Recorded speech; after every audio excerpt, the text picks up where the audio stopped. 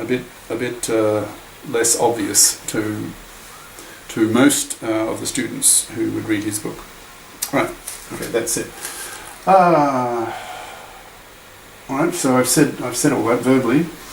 Now, a bit of a comment before we move on to the next example, the fourth one in this section of Turing machines in action. He just simply says stages 3 and 4 are fairly straightforward. I'm trying to remember what was the problem.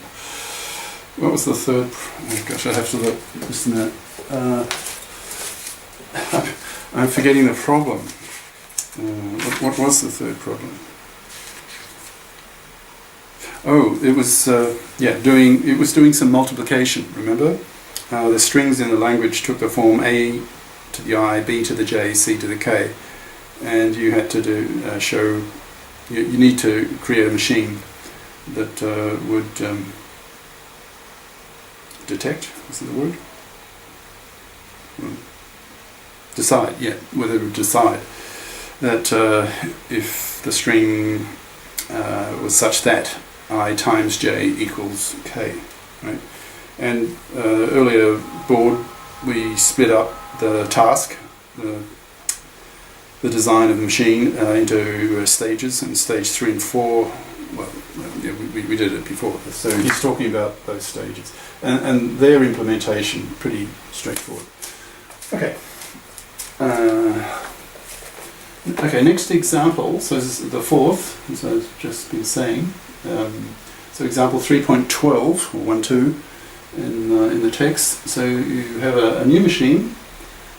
So it's our fourth example, so we call it M4. And the problem it's solving is the so-called element distinctness problem. And what does that mean? Well, probably easier just go straight to it. Have a look at this string here, and these x's here.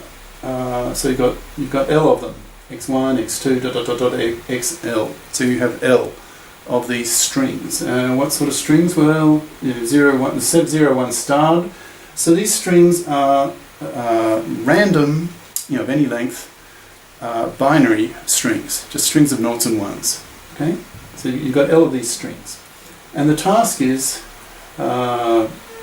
create a Turing machine that will accept this string if all the xi's, if you like, x1, x2, xl, if they're all different from each other.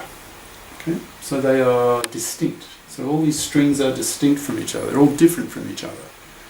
And you are to design a Turing machine that will accept that string if x1 is different from x2, which is different, and x1 is different from x3, and x1 is different from xl.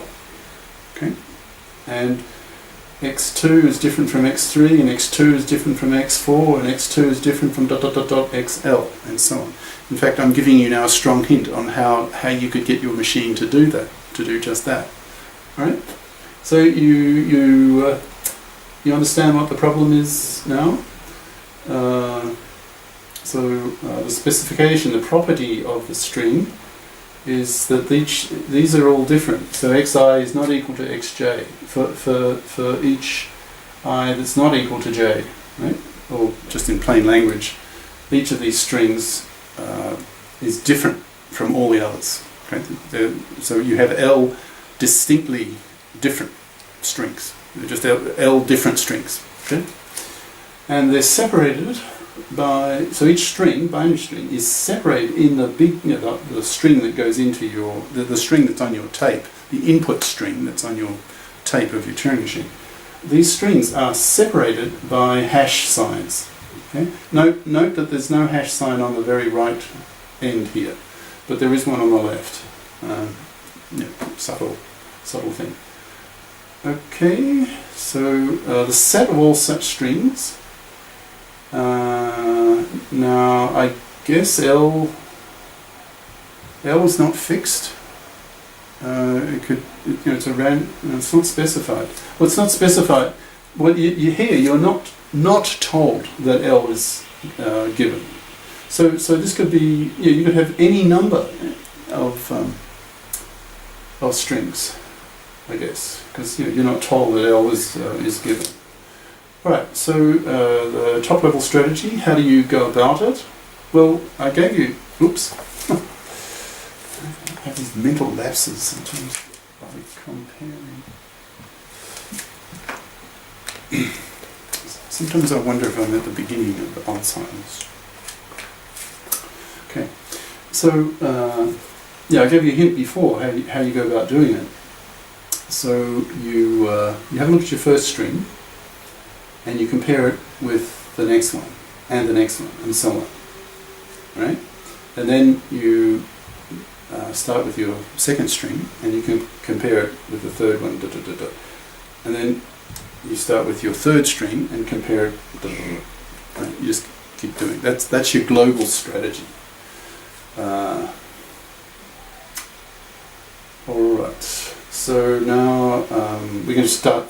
So that's the global strategy. And usually, when you're designing a Turing machine, that's where you start. You sort of top down, a sort of top down design. So your global strategy first, and then you start divide and conquer. You break it up into parts, or as Sipser calls it, stages, various stages of your problem. So your string, W of this form goes in, okay, and stage one. The first thing Sipser does, which is I find somewhat irrelevant, because it's a consequence of him insisting that there is a first square on the tape. There's a boundary on the left side. So the first thing he does, he puts some kind of mark, some special symbol, okay, on top.